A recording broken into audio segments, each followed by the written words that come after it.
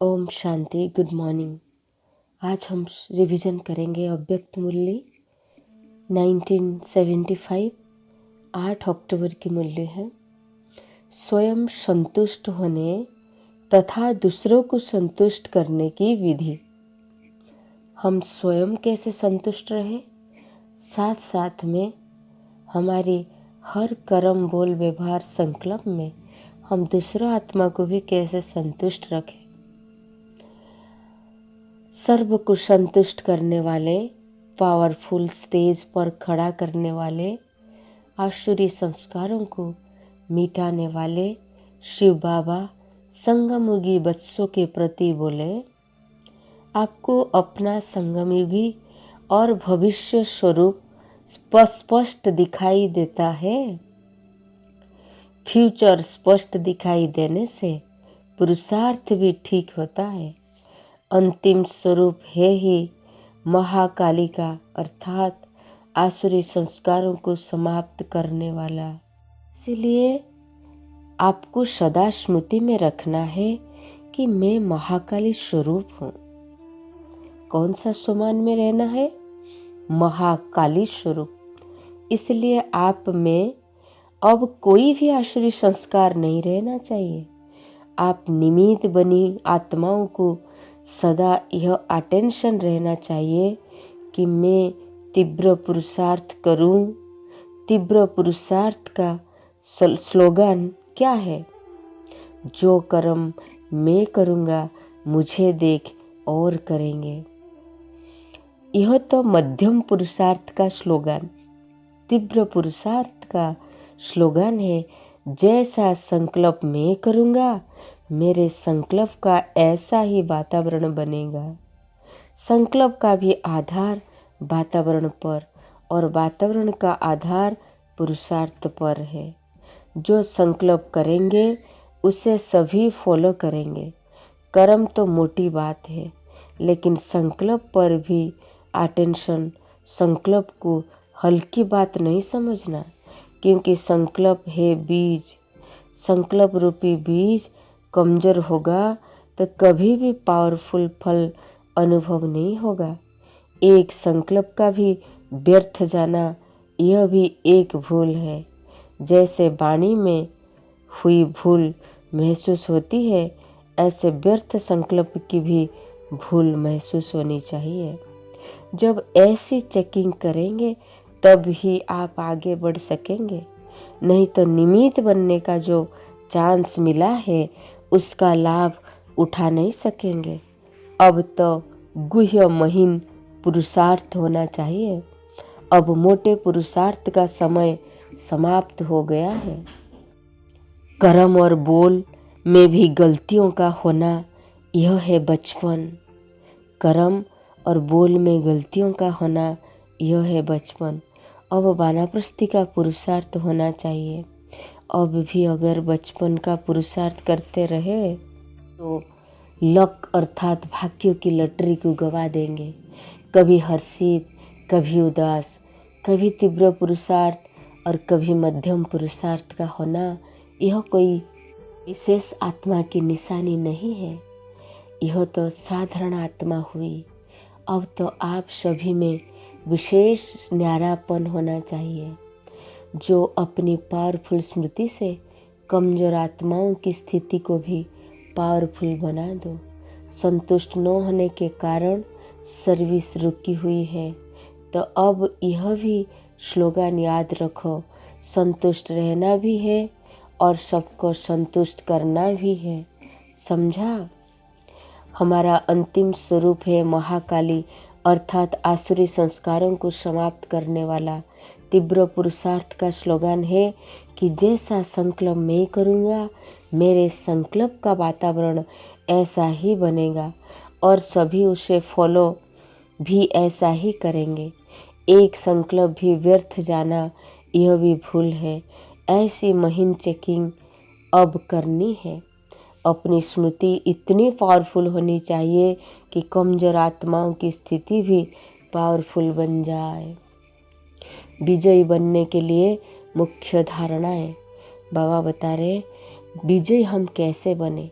न विजयी बनने के लिए कौन सी मुख्य धारणा की आवश्यकता है? उत्तर, विजयी बनने के लिए अलर्ट रहने की आवश्यकता है। एक होते हैं अलर्ट रहने वाले, दूसरे होते हैं अलबेले रहने वाले। जो सदा अलर्ट होते हैं वे कभी माया से धोखा नहीं खाएंगे, बल्कि वे सदा विजयी ही होंगे। प्रश्न, 108 की माला में और 16,000 की माला में आने की चिन्ह व निशानी क्या है?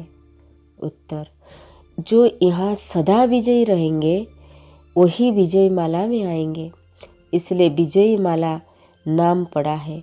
जो कभी कभी के विजयी है वो 16,000 की माला में आएंगे।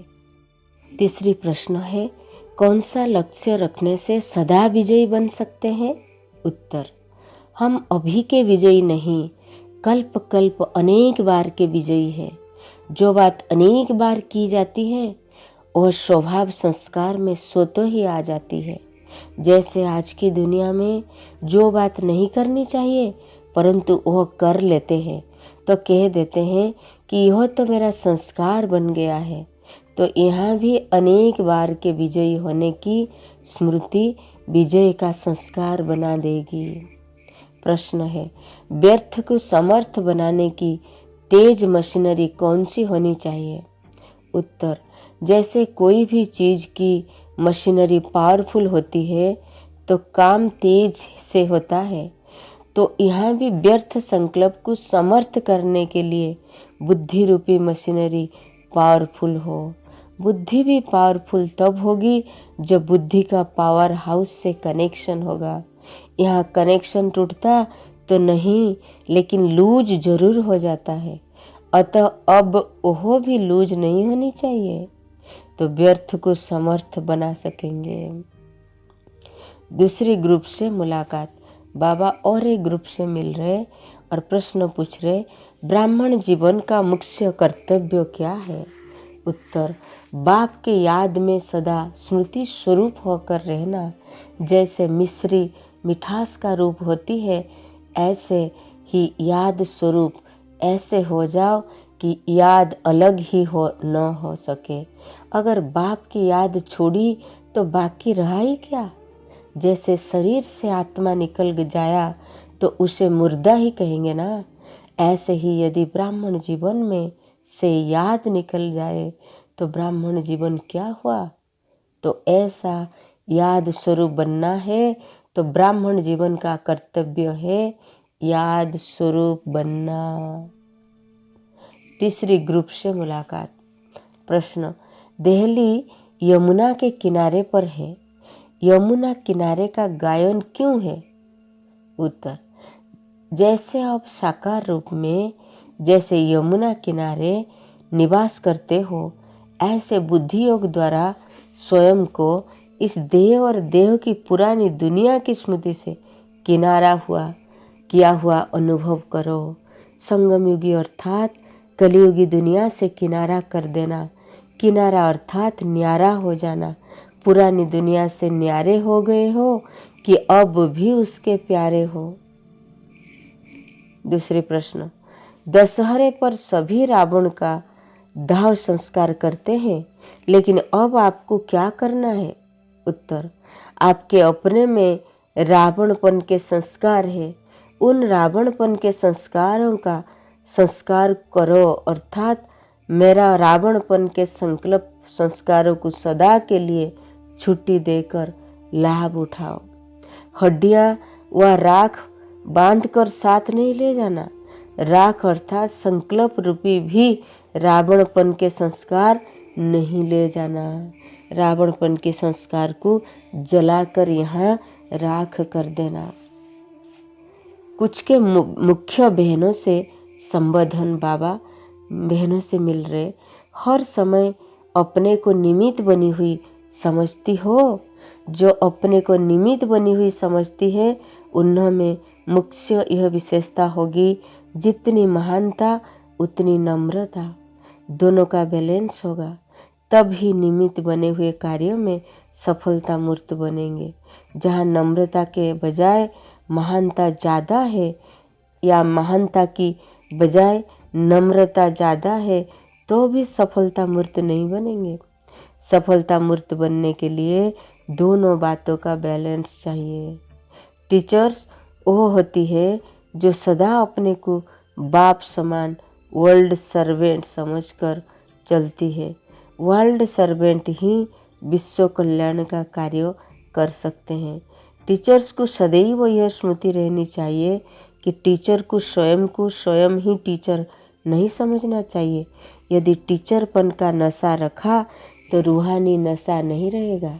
यह नशा भी बड़ी कॉन्शियस है। इसलिए सदा रूहानी नशा रहे कि मैं विश्व कल्याणकारी बाप की सहयोगी, विश्व कल्याणकारी आत्मा हूँ। कल्याण तब कर सकेंगे जब स्वयं संपन्न होंगे। जब स्वयं संपन्न नहीं होंगे तो विश्व कल्याण नहीं कर सकेंगे। सदैव बेहद की दृष्टि रखनी चाहिए।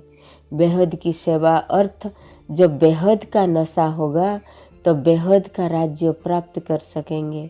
संकल्प टीचर अर्थात सदा हर्षित रहना और सर्व को हर्षित मुख बनाना। समझा सफलता मूर्त की निशानी? टीचर्स को सफलता मूर्त बनना ही है। बाप और सेवा के सिवाय और कोई बात उसकी स्मृति में न हो। ऐसी टीचर हो, ऐसा समर्थ अपने को समझती हो। समर्थ टीचर ही सफलता मूर्त होती है। टीचर की कमजोरी के बोल बोलना भी शोभता नहीं है कि ऐसे हो ही न। संस्कारों के वशीभूत तो नहीं होना। क्या संस्कारों को अपने बस में करने वाली हो? कंप्लेंट करने वाली टीचर तो नहीं होना। टीचर्स तो अनेकों की कंप्लीट करने वाले हैं, अनेकों की कंप्लेंट ख़त्म करने वाली है। फिर तो अपनी कंप्लेंट तो नहीं होनी चाहिए। टीचर्स को चांस तो बहुत मिलते हैं। कंप्लेंट समाप्त हो गई फिर तो कंप्लीट हो गए, बाकी और क्या चाहिए। मुरली का मुख्य सार विजयी बनने के लिए सदा अलर्ट रहने की आवश्यकता है। जो सदा अलर्ट होते हैं वो कभी माया से धोखा नहीं खाते।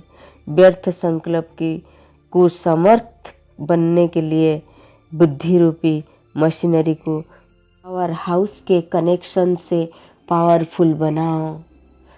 ब्राह्मण जीवन का कर्तव्य है याद स्वरूप बनना।